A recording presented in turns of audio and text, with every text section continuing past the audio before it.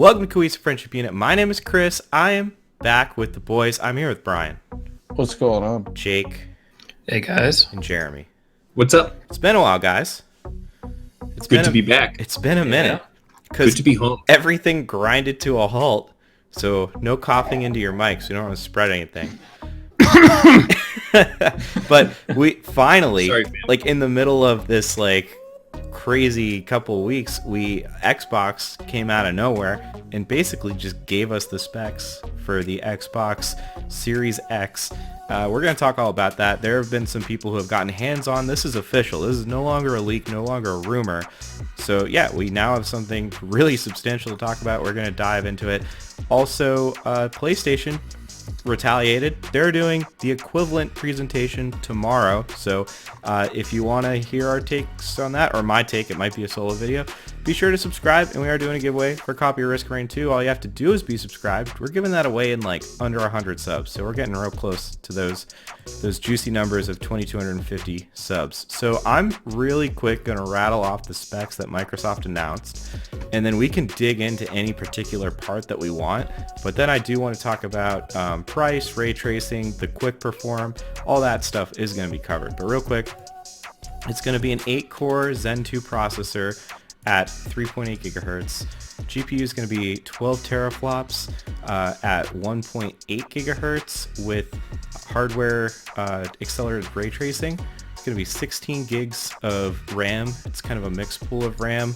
Storage is a 1 terabyte custom NVMe SSD, 4K Blu-ray drive, and yeah, that's kind of what the important parts, right? So was there anything anyone wanted to hit, or just hit the whole thing as a whole?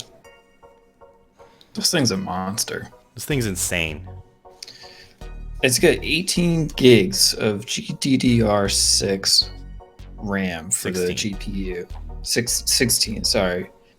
Which, for comparison, I don't think there's a single card on the market with more than 14, maybe 8. Let's see.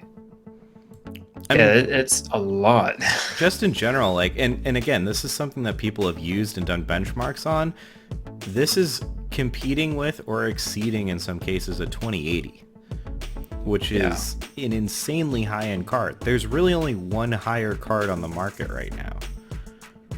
Yeah, you're hitting 12 teraflops on here. And one of the things that Microsoft and Digital Foundry, who got a deep dive into the hardware, they emphasize a lot that the speeds on the GPU are not going to be throttled all by heat, which is very common for all GPUs on the market. For PCs, the hotter your gear gets, the slower it's going to run. Microsoft is touting that this is not going to happen, so you will consistently get the full value out of your 12 teraflops, which for comparison, 2070 gets 11 teraflops.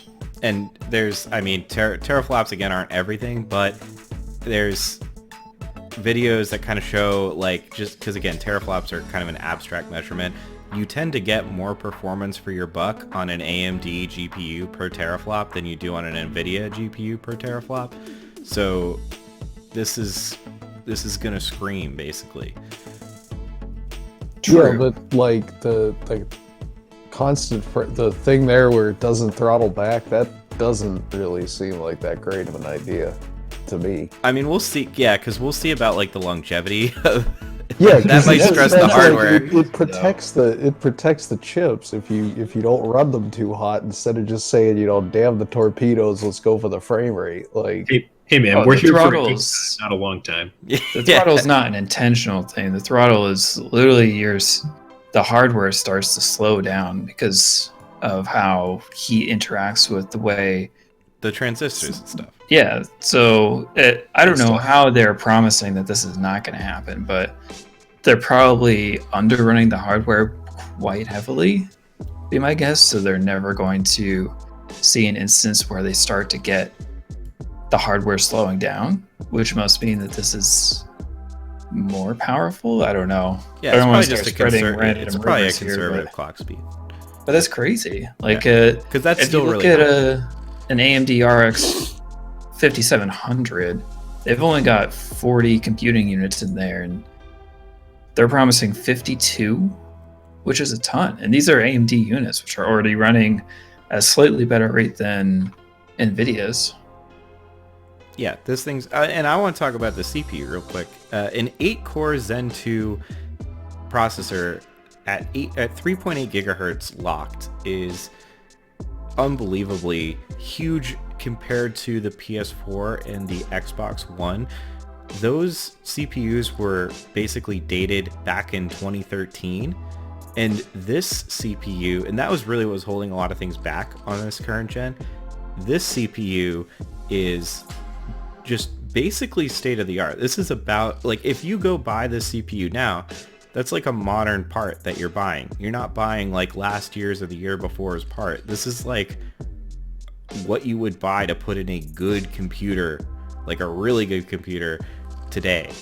So that's really interesting to me. That's just gonna raise the bar for what can be achieved on like the lowest standard by so much.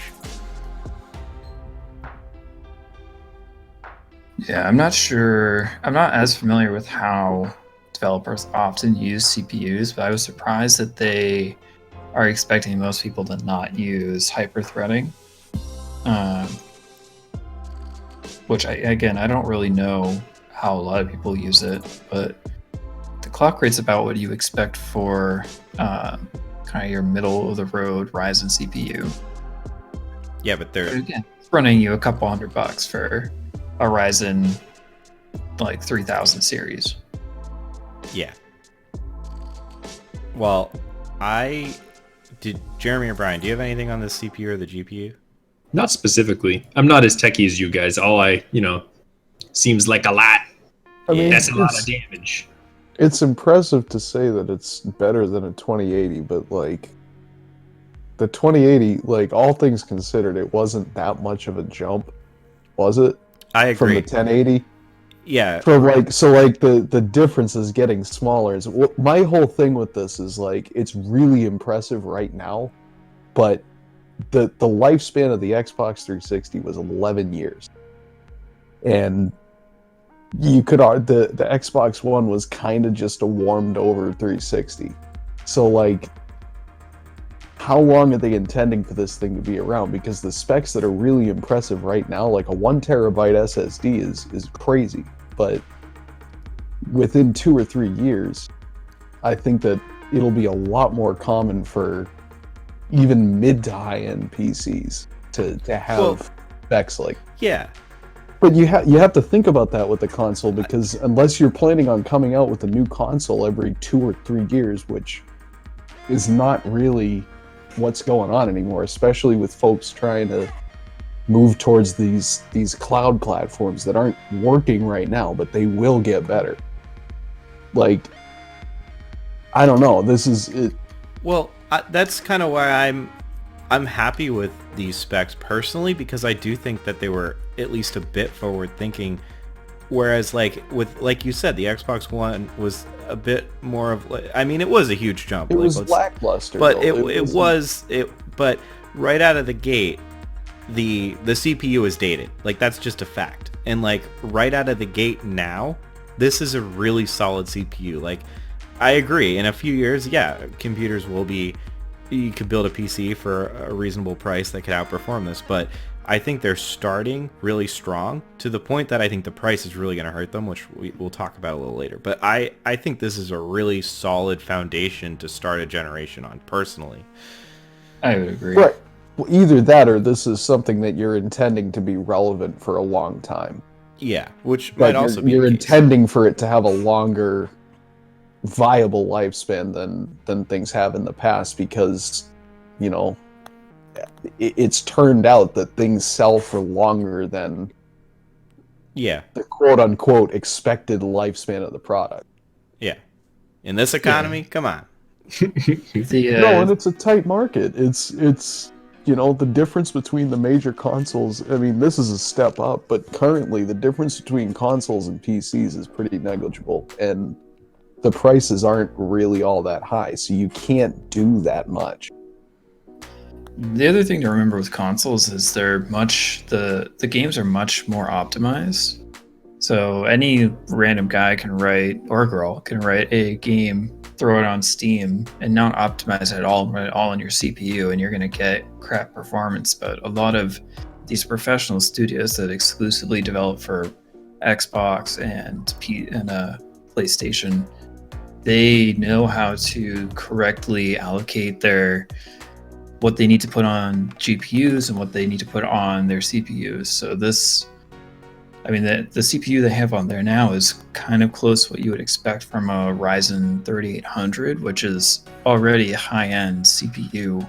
It's going to last a PC user a long time. So I think the Series X has probably got a long lifespan out of it. Yeah. I've already made a video about this personally. I think this is not the next gen console. I think this is the high-end next-gen console, and they are going to launch they just haven't shown it yet. They are going to launch a more conservative console alongside, because there's no way that this thing is going to be priced reasonably. But let's just cover the rest of the parts. Storage, 1 terabyte custom NVMe SSD. The purpose of that, we're not getting a huge storage bump, which is, I think, kind of a bummer, because games are starting to take a lot of space. Like, you want to play Red Dead 2 on PC, and presumably the Red Dead 2 port to this would be comparable to the PC version, if not more intensive. That's 150 gigabytes that you got to download. So you're already 15% of your hard drive space gone. But what you can do with this is it saves a decent chunk of your storage, and it acts as kind of like a save state. You can take what was in RAM, I guess, or in memory, and it can put it down onto this super fast SSD, and you can switch between games in a matter of 5 to 6 seconds. So no more, and I know, like, we're all primarily on PC, we don't see this problem as much, but Jake used my PS4 for a bit, and it gets slow. The hard drives that are on these consoles now are very slow. This is going to be big for people, and to me this looks like a reasonable reason to go digital over physical. As someone who likes physical, if you can have games that pop up in 5 seconds and you're right into it, that's way better than the alternative of what it used to be. I am a little surprised that it looks like the storage is where they scaled back a little bit, because as Brian said before, solid state drives aren't that expensive anymore. Right. And I'm sure, it factors in, but they opted for this NVMe, which is a super fast SSD. Is that like the M2? That's faster than an M2. Oh shit. Okay. Yeah, if you want a 1 terabyte drive of NVMe, it's about $150 to $180. Okay. Yeah. So that's right. I didn't know that. A basic 1 terabyte SSD is probably like $80 on a good day.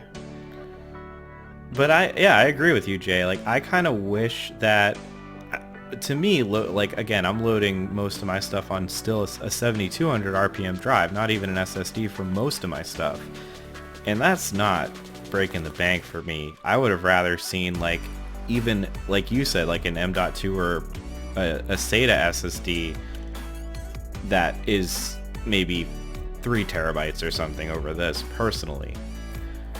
Or some sort of hybrid array, because like SSDs they have a fixed lifespan too. Like, you can only read and write to them so many times. It's a really big number, but if you're talking about 150 gigabytes, depending on how often you install new games and uninstall games and stuff like that, that could be effect. Because this is going to be something that the price is probably going to be pretty high, and you're going to want to keep this for a while. There's gonna be you can put like 6 or 7 games on this at a time. I don't know. It seems like they went for the specs over the long-term reliability. And I'm sure SKUs will come out later that are better, but like more storage over time. But I mean, granted, like, I've had my SSD, my 128 gig SSD, or my 120 gig SSD that has been running my OS for 10 years now, and it's still going. So they've got a lifespan. Yeah, I mean, I don't think most people probably wouldn't get there, but if you're doing crazy stuff, If you're a real gamer. well, but you know, the specs invite trying out a lot of, like, it would seem that you would want to try a lot of different things just to see how it looks on this crazy hardware. You know, like if you're paying a premium to get those specs, you're gonna probably be a more taxing use case than most people. And it's not like Xbox has ever had hardware failures at Right. launch. No, Xbox hardware is like, you Very want to good. put that shit in the space shuttle. Like, it's fantastic. It's the best. They never fail. They're so reliable.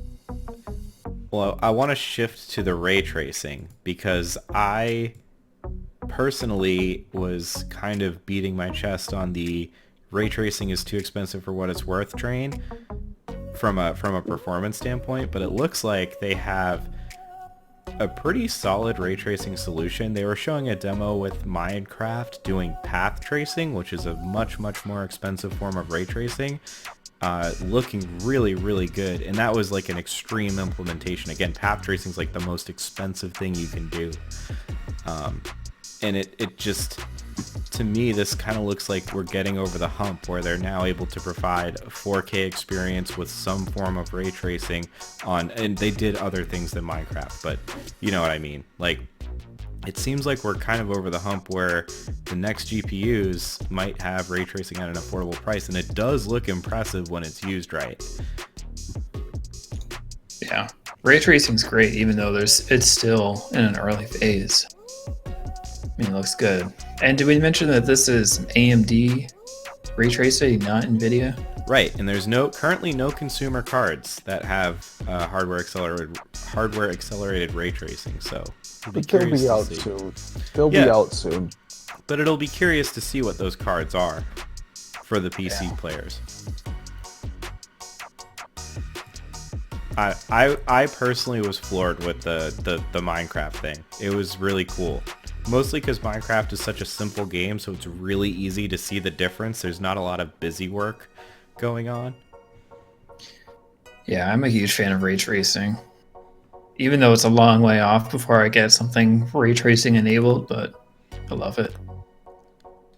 And what's kind of neat is it seems like there's also some hardware accelerated HDR or some AI driven HDR where they can apply HD upscaling and HDR and possibly ray tracing. They mentioned it to older titles, not just on Xbox One, but even going back as far as original Xbox for the backwards compatibility, which would be kind of cool. This will play original Xbox games? Yes, this will play Xbox 360, One, and these games. That's pretty wild. Yeah, it was kind of interesting. This is getting a little more tactical, but the way they set up their actual hardware kind of mirrors the way Xbox has been set up in the past. So they said a lot of old games will map directly to what the kind of application layer will see from a hardware perspective. So they should be able to run directly on this Xbox. With no work from the developers. Right. So you can play Halo 1 in 4K. Which you can do now already. But yeah. Well, the last thing I want to talk about is the price and what we think the price might be, and if that price is too high. I'm just going to say I started to kind of build a computer based around this spec on PC Power Picker to the best, as close as I could get. I do not see this thing being under $1,000. Realistically, I don't see it being under $1,200. Yeah, I don't know. I'm not sure how you sell a console that is that expensive. Is the thing. Yeah, that you 12. I think it's going to be $800, $800 to $900. Like, it's going to be under $1,000 because $1,000 is a psychological barrier too. True. Like, it's another digit, and it's like, I'm really spending this on a console. Like, I don't know. on I an think Xbox also. right. I think they're trying to. It goes along with the. We bought all these like up and coming studios to try and improve our stable because we know that we're not really that high up in the. We're not meeting the par. So like, is this overcompensating? Probably. Are they going to lose their shirts on everyone they sell? Probably. Which, if you can't build it for less than 1,200, they're going to sell it for 800. That's what I think. Yeah, I'm wondering if they will sell these at a loss, or if they will. This is kind of going back to a conversation we've had in the past when we talk about what, at the time, Project Scarlet was going to be. Is this essentially going to be your Microsoft foray into a PC box? And does it come along with a lower end console like you're predicting, Chris? Because if this is essentially their attempt at a PC, then maybe people would buy it. There's no way this is going to be under $1,000, like you said, Chris. But they have a library to back it up at this point, so maybe people will.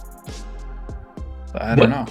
What did the PlayStation 3 sell for when it first released? Because that was like notably I expensive. think it was 600.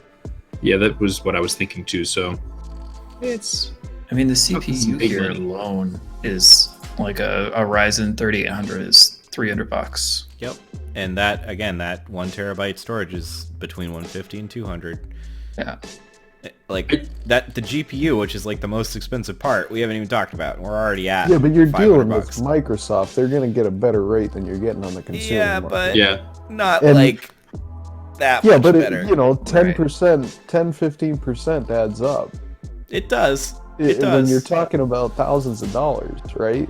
Yeah. This is what I see. This is like what you would call a halo car, right? So it's a car that a brand sells, and they lose money on everyone they sell, and they know they lose money on it, but it gets the image. It's like, Jesus Christ, these specs are incredible. And like now people are thinking about Microsoft, and maybe I can't afford this one, but I can afford the mass market one. So in the long run, they do better by, or the theory is you do better by losing your shirt on every one of these things that you sell and selling a whole bunch more, or gaining brand recognition and legitimacy and improving your market share in other places than by building something that you can actually sell at a profit. That's what I think they're doing here. which I think makes a lot of sense given the position that Xbox is in, which is like disastrous. So they're in danger of just letting, Sony dominate the market.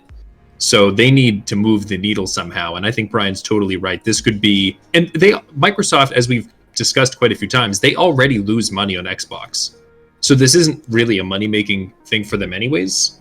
So if the idea is like, as Brian said, yeah, we're going to sell these at a loss, but at least this helps keep us in the conversation and maybe generate some interest in Xbox whatsoever, I think that might be the strategy. Because if the goal is to sell like a $1,200 piece of equipment, like people aren't going to buy it. Yeah, I'm not sure if Xbox is really as far behind as they used to be. When we talked about the streaming services, xCloud and Stadia, the non-existent Stadia, there was a little bit of research done to see that the current Game Pass revenue is like astronomical. They are making so much money off of Game Pass because a lot of people signed up for it, and I think that's putting them in a good position. Well, and even Xbox Live, like if you tag on Game Pass and Xbox Live and you get that I think it's $180 for or $150 for the package deal per year per person, then maybe you can sell things at a pretty significant loss. But like how much? I mean, if you take your CPU storage and your 16 gigs of memory, that alone is going to run you more than the highest price console. That's over $600 there, and you haven't even slapped in your custom non-existent GPU with ray tracing that doesn't exist yet. Also consider Xbox has had Xbox Live since 2004, Something like that. and they've been in the red since then, the whole time. So they're pretty stellar at like running a bad business, but I don't know. And I mean, I guess the last thing I want to just highlight, just kind of for fun, I guess, is that the PlayStation 4 launched at $400 US, and the Xbox One launched at $500 US. That along with the fact that the PS4 was more powerful, was largely responsible for just PS4 running away with it. So I guess my point is that just shows what $100 can do to the consumer. That, and if this is $1,200, that's 3 times the cost of the last gen launch console. But again, I don't think this is the actual console that a lot of people are going to buy, but we'll see. I think Brian's analysis was spot on. I think it's exactly what you said, Chris, that there will be a more consumer-friendly version, but this will be the Halo card that kind of keeps them in the conversation. You know, you can put it on the cover of a magazine. You know what I mean? Yeah, and that's exactly why they haven't shown the other one yet. Yeah. Yep. Once we get down to dollars, then then they'll be pushing the other one, I bet. Well, because people are going to be talking about now how cool it would be to have one of these things and how powerful it is and blah, blah, blah, blah, blah. And then, at some point they'll be like, oh, you wish you could have this, but here's one that's like, oh, it's almost as good. It's the consumer version. And yeah, I'd be like, oh, cool, I can get that one. I've been thinking about that, and I've done a video about it, and yeah, I don't want to spend too much time, but just you guys can agree or disagree. How I saw it was get rid of the 1 terabyte custom NVMe SSD, because that's like $200 that you could replace easily with a much cheaper part. And really the key driver of that is the instant game switching, which I think that's more of a premium feature personally. And then cut back the GPU. Instead of targeting 4K 60 frames to 120 frames, make a 1080p based GPU with the same ray tracing and all that. Basically take a GPU and cut it back about 4 times to get to a 1080p equivalent with all the bells and whistles. So you'll get, it's kind of like how it is now with the Xbox One and the X. But yeah, you have to keep the same CPU for parity basically, and the memory wouldn't be that much of a stretch to keep the same. So basically swap out the storage and cut back the GPU severely, and you can almost half the price of the console. And most people would be floored by that. Exactly, yeah, that's still a really good console. There's a lot more 4K TVs out there, but like a lot of people still don't have that. And I really don't. I mean, the insta switching, whatever that thing is, it's nice, but like, exactly, I don't see it being something you're going to be using constantly. Yeah, that's a leather cup holder, like air conditioning. With air conditioning, yes. All right. Well, does anyone else have anything they want to say about this? All right. This console is wild, and just to throw out a little extra thing, just to get a TV that supports this is going to run you a pretty penny. Most TVs do not support 20 FPS, just as a staple right there. 4K 120 especially. That's HDMI 2.1 only. That's a very expensive TV. Yeah. All right. Well, what should our Xbox fans be doing right by now, Brian? Well, if the Xbox fans are just waiting for all the rappers to start coming out with songs about their high-end Xbox, whatever this Scarlet, is this Scarlet? This is Scarlet. Or is this... Yeah, Xbox, so right? It's the artist formerly known as Scarlet. Yeah. Damn.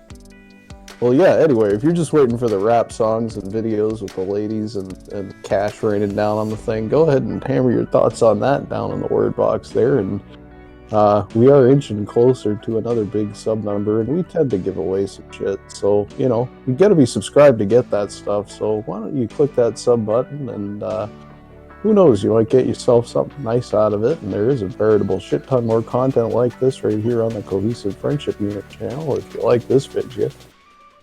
And smoke them if you got them, guys. That's all for me tonight, Chris. Thank you, Brian. Catch you guys next time.